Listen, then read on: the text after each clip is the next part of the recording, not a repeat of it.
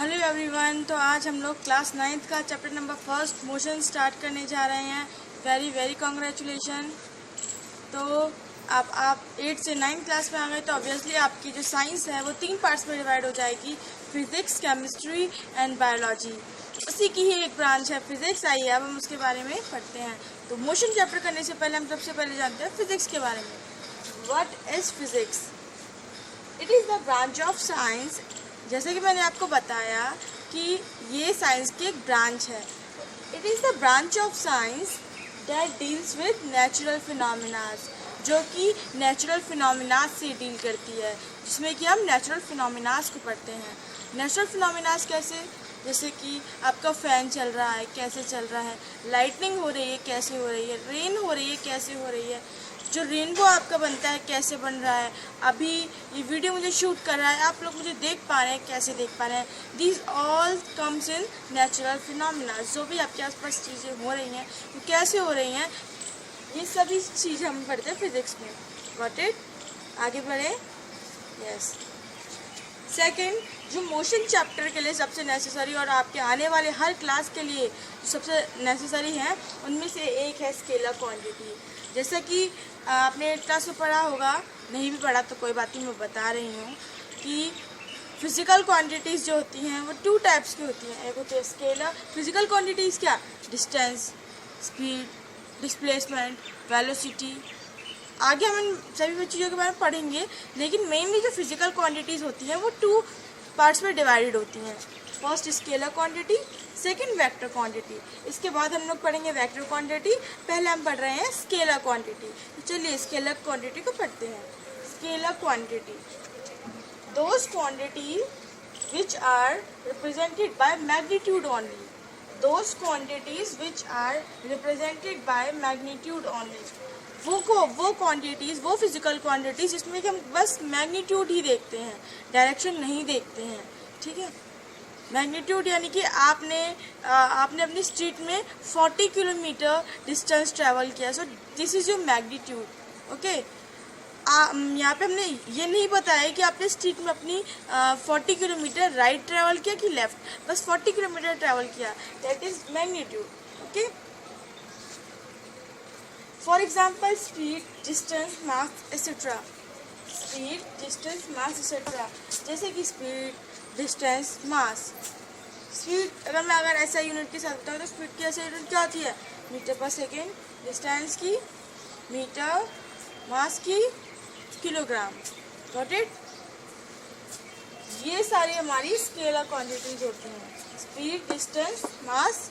ठीक है? आगे बढ़े।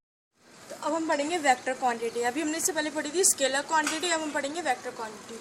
सो those quantities which are represented by magnitude as well as direction.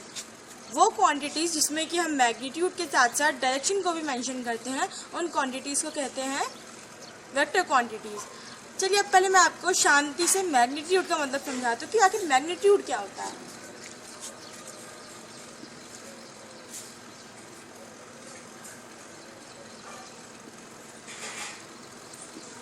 देखिए, मैग्नीट्यूड का मतलब सीधा अगर मैं डायरेक्ट हिंदी मीनिंग बताऊँ तो मैग्नीट्यूड का मतलब होता है परिणाम। या फिर अगर हम उसको थोड़ी सिंपल लैंग्वेज में बोलने की कोशिश करें तो कोई चीज़ कितनी बड़ी है, कितनी छोटी है, कितनी चौड़ी है, इसको हम कहते हैं मैग्नीट्यूड। अगर मैं सेम आपको वही बाइक वाला एग्जांपल दूँ तो आपने यहाँ से लेके अपनी स्ट्रीट के एंड तक डिस्टेंस ट्रैवल किया। आपके घर से लेके स्ट्रीट के एंड तक का कुछ डिस्टेंस होगा, 500 मीटर, 400 मीटर, 200 मीटर। तो आपने अपने घर से अपनी स्ट्रीट तक कितना डिस्टेंस मेज़र किया? 200 मीटर। तो 200 यहाँ पे क्या हो गया? 200 हमारा एक डिस्टेंस है, हमारी एक लंबाई है, तो इसलिए यहाँ पे 200 मीटर को हम मैग्नीट्यूड कहते हैं। क्या कहते हैं? मैग्नीट्यूड। और डायरेक्शन तो जैसे कि हमने छोटी क्लास में पढ़ा है कि east, west, north and south. तो अगर मैं बोल रही हूँ कि 200 in east, then that comes in vector quantity. Okay? अगर मैं बोल रही हूँ 200 in east, that comes in vector quantity, तब हम वहाँ पे वेक्टर क्वांटिटी की बात करते हैं। लेकिन मैग्नीट्यूड का सीधा मतलब होता है कोई चीज़ कितनी लंबी है, कितनी बड़ी है, कितनी छोटी है, कितनी चौड़ी है, कितनी। तो ये होता है मैग्नीट्यूड का मतलब। प्लीज़ कभी भी आप मैग्नीट्यूड को लेके कंफ्यूज ना हो। Okay, got it. आगे बढ़े वेक्टर क्वांटिटी में। Okay, comes to the vector quantity. तो those quantities which are represented by magnitude as well as direction इसको are called vector quantity. For example velocity, displacement होते तो बहुत सारे, लेकिन आपको बस दो ही कराए हैं, वेलोसिटी, डिस्प्लेसमेंट। आगे इनके बारे में पढ़ेंगे। वैसे तो अपने थोड़ा सा क्लास 8 में, क्लास 6 में आप लोग पढ़ चुके हैं, और स्टिल हम लोग अब बड़ा सा पढ़ेंगे 9th क्लास में। वेलोसिटी, डिस्प्लेसमेंट किस में आते हैं? वेक्टर क्वांटिटीज में। चलिए अब चैप्टर के बारे में स्टडी करते हैं। मोशन, यहाँ से हमारा मेन चैप्टर स्टार्ट होता है। Motion. Motion is defined as the, motion को हम कैसे डिफाइन कर सकते हैं? Motion is defined as the change in position of two object. Motion जो है, motion is defined as the change in position of object, यानी कि कोई ऑब्जेक्ट अपनी पोजीशन किस टाइप से चेंज कर रहा है उसे हम कहते हैं motion. Direct Hindi meaning motion का क्या होता है? गति। गति होता है, लेकिन हमें यहाँ पे गति पे ना ध्यान देते हुए साइंटिफिक लैंग्वेज में बोले तो 2 पॉइंट्स पे अगर कोई ऑब्जेक्ट 1 पॉइंट से सेकंड पॉइंट पे मूव कर रहा है तो हम इसे कहते हैं मोशन। ठीक है, पहले यहाँ था वहाँ पे हो गया, तो change in position is called motion. Change in position, change in position को हम क्या कहते हैं? मोशन। Got it. आगे बढ़े। यस, तो मोशन पढ़ने के बाद हम लोग पढ़ेंगे मोशन 2 टाइप्स के होते हैं, बेसिकली 2 टाइप्स के होते हैं, uniform motion and non uniform motion. सबसे पहले हम पढ़ते हैं यूनिफॉर्म मोशन के बारे में। Uniform motion, when an object travel equal distance in equal interval of time is called uniform motion. आइए इसका हिंदी अनुवाद देखते हैं। जब भी कोई ऑब्जेक्ट या फिर अगर और हिंदी में बोलूँ तो कोई वस्तु, जब भी कोई ऑब्जेक्ट एक जगह से दूसरी जगह में जाता है, यानी कि या फिर एक जगह से दूसरी जगह का डिस्टेंस ट्रेवल करता है इक्वल इंटरवल ऑफ टाइम में, तब हम उसको कहते हैं यूनिफॉर्म मोशन। मान लीजिए सेम एग्जांपल, आप यहाँ से लेके अपनी गली के एंड तक गए, अपनी स्ट्रीट के एंड तक गए, आपने अपनी बाइक की स्पीड को 2 किलोमीटर पर सेकेंड रखा, then that is called uniform motion. थोड़ा एग्जांपल में देखते हैं अच्छे से। मान लीजिए ये यहाँ से लेके यहाँ तक, ये यहाँ से लेके यहाँ तक पूरे 10 मीटर की डिस्टेंस है। ठीक है, यहाँ से लेके यहाँ तक पूरी 10 मीटर की डिस्टेंस है। हमने क्या किया?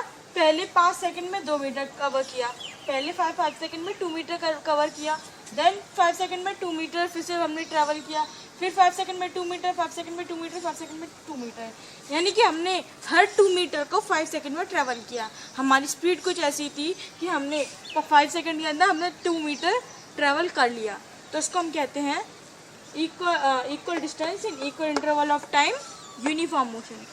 Uniform motion, equal distance in equal interval of time, always remember. ठीक है, एग्जाम्पल एक बार फिर से समझाऊं। ये पूरा 10 मीटर का डिस्टेंस था। आपने पहले 2 मीटर कवर किए 5 सेकंड में, फिर आप 2 मीटर चले 5 सेकंड में, फिर आप 2 मीटर चले 5 सेकंड में, फिर 2 मीटर चले 5 सेकंड में, फिर 2 मीटर चले 5 सेकंड में। तो आपने हर 2 मीटर 5 सेकंड में पूरे कर लिए। ना जो आपने जिस स्पीड से स्टार्ट किया था वही स्पीड के आपके हमेशा रही, और 2 सेकंड में ही आपने 5 सेकंड में ही आपने 2 मीटर कवर किया। Got it. आगे बढ़े। ठीक है, अब देखते हैं non uniform motion. Non uniform motion, when an object travel, जब भी कोई ऑब्जेक्ट ट्रेवल करता है, इसमें 3 कंडीशन बनती है, ध्यान से देखिएगा। 3 कंडीशन बनती है, ध्यान से देखिएगा। व्हेन एन ऑब्जेक्ट ट्रेवल, पहला equal distance in unequal interval of time. पहला तो क्या, आपने डिस्टेंस तो अपना इक्वल रखा, वही 2 मीटर चल रहे हो, लेकिन टाइम अनइक्वल हो गया। यहाँ पे पहला आपने 5 सेकंड में कर लिया, फिर आपको याद है कि मुझे देर हो रही है, तब आपने फिर क्या किया, ये जल्दी अपनी स्पीड बढ़ा ली और ये 2 सेकंड में ही कवर हो गया 2 मीटर का डिस्टेंस। फिर आपने यहाँ, अरे मैंने तो बहुत ज़्यादा कवर कर लिया, फिर ये आपने यहाँ पे 8 सेकंड में 2 मीटर कवर किया, फिर यहाँ पे 3 सेकंड में, फिर यहाँ पे 4 सेकंड में। तो ऐसे करते करते देखिए आपका टाइम यहाँ पे अनइक्वल हो गया, है ना, अनइक्वल हो गया। समझ में आया? आपने वही 2 मीटर डिस्टेंस कवर किया। डिस्टेंस तो आपका इक्वल है, लेकिन टाइम अनइक्वल है। पहले 5 सेकंड में किया था, देन 2 सेकंड में किया, देन 8 सेकंड में किया, देन 3 सेकंड में किया, देन 4 सेकंड में किया। तो आपका टाइम बदला कि नहीं बदला? बदला ना। Second condition, unequal distance in equal interval of time. Unequal distance in equal interval of time.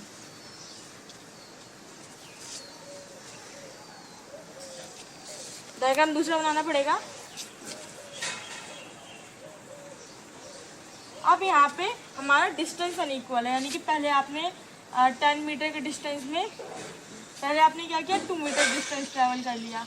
ठीक है, 2 मीटर डिस्टेंस आपने 5 सेकंड में ट्रैवल कर लिया।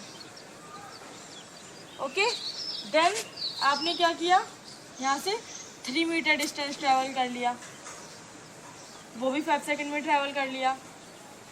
ओके,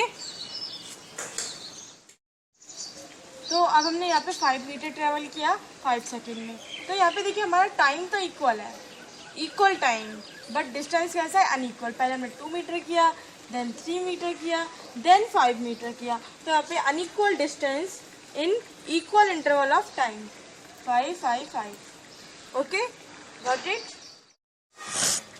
तो unequal distance in unequal interval of time, यहाँ पे देखिए डिस्टेंस में अनइक्वल है, 2 मीटर, 3 मीटर, 5 मीटर, और अनइक्वल टाइम भी है, 4 second, 5 second, 2 second. For example, आपने यहाँ से चलना स्टार्ट किया अपनी बाइक से या फिर अपनी स्कूटी से। यहाँ से आप चले, आपने पहले 2 मीटर 4 सेकेंड में कवर कर लिए, पहले 2 मीटर 4 सेकेंड में कवर कर लिए। देन आगे के 3 मीटर 5 सेकेंड में कवर कर लिए, आगे के 3 मीटर 5 सेकेंड में कवर कर लिए। फिर आपको ऐसे लगा कि भाई ये जो मुझे देर हो रही है, मुझे अपनी स्पीड तेज़ करनी चाहिए। तो आगे आने वाले 5 मीटर मैं आपने अपनी स्पीड इतनी ज़्यादा तेज़ कर ली कि केवल 2 सेकेंड में ही आपने वो पूरा डिस्टेंस कवर कर लिया। तो इसीलिए यहाँ पे देखिए आपका डिस्टेंस पर इक्वल रहा। पहले तो आपने 2 मीटर 4 सेकंड में कवर कर लिए, फिर 3 मीटर 5 सेकंड में कर लिए, फिर एट लास्ट 5 मीटर 2 सेकंड में कर लिए। तो यहाँ पे आपका डिस्टेंस भी अनइक्वल रहा और टाइम भी अनइक्वल रहा। Got it? ठीक, आगे बढ़े। तो चैम्पियंस, ये था मेरा आज का video. Please let me know in the comment section कि आपको आज का मेरा ये वीडियो कैसा लगा, and share it with your friends, उनका भी थोड़ा भला होगा। And don't forget to subscribe my channel and hit the bell icon. Please like the video if you really liked it. और सबसे ज़रूरी बात, ये वीडियो का पार्ट फर्स्ट था, आगे के पार्ट्स जल्द ही आएंगे, जल्दी अपलोड करूँगी मैं। तब तक के लिए take care, have a well of time, bye bye, thank you.